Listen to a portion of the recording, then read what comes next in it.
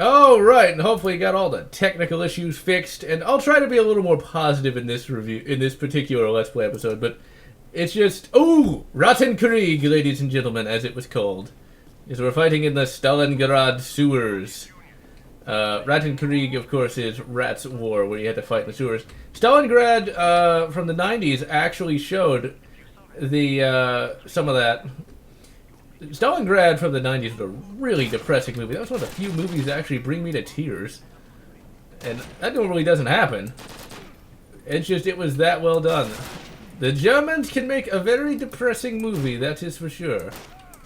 A very, very depressing movie.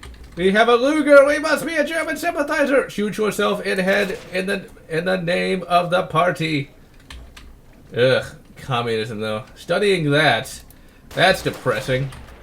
I remember Channel 8, or PBS as it's actually known. It was Channel 8 in Houston, at least, used to have stuff all the time about history.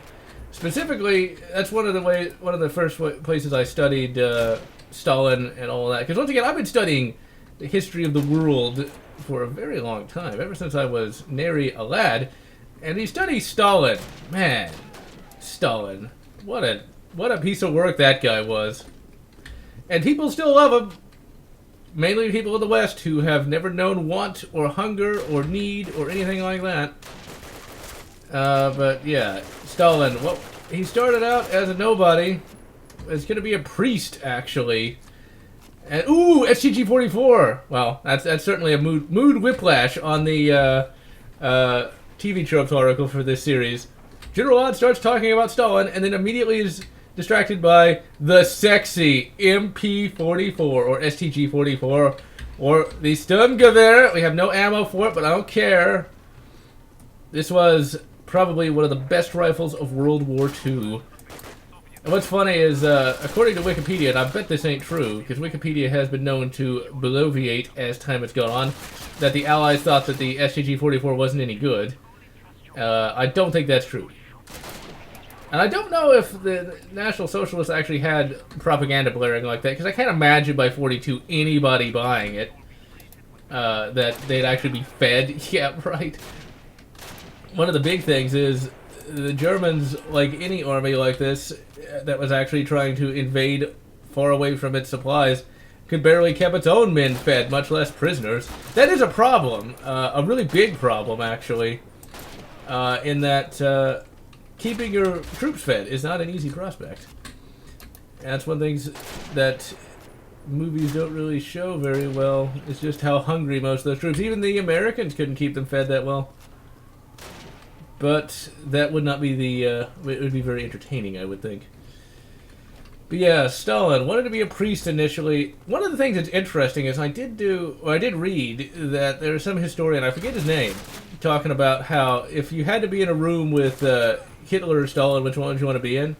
And it was like, I'd rather be in a room with Hitler because there's a good chance I'd actually make it out alive.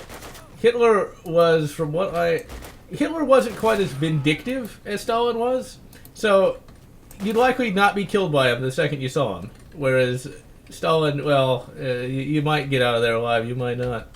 One thing that is interesting that I read is that Stalin had his bodyguards armed with STGs, which is kind of like another political figure that back in the 1800s had his bodyguards armed with Henry rifles. Because Henry rifles at one time were a very, very technologically advanced piece of weaponry. Although, to be perfectly honest, if I actually had to fight back in the Civil War, the weapon I would rather have would be the Spencer carbine, just because I believe it was a little stronger and a little less likely, a little less prone to parts breakage, even if it wasn't quite as cool. The big difference between the Henry and the Henry and the Spencer was the Spencer had a magazine tube in its buttstock, but it worked on a lever action, but you had to cock the hammer independently, whereas the Henry had a tube mag running under the barrel, and it cocked itself when you pulled on the lever. But it was a little more fragile. For me, I like weapons that are very brute force basic. Like the Mosin. The Mosin, I've learned a lot, just sort of messing around with it. And that's one of the things about the Mosin that I like, is that it's very much idiot-proof. You'll find some reviews say it was designed for poor, dumb, illiterate conscripts, and it's like, really, do you have to... It's like... You'll see that all over the internet, though. It's like, welcome to the internet. That's just what they do. But I'm going to complain about it anyway. It's where people like to disparage things by saying that, you know? It's like, really... It's like, okay, just because you like your whatever rifle more doesn't mean you have to speak ill of the Mosin by saying, oh yeah, because it's illiterate peasant conscripts. It's like, and I tend to use that in a review.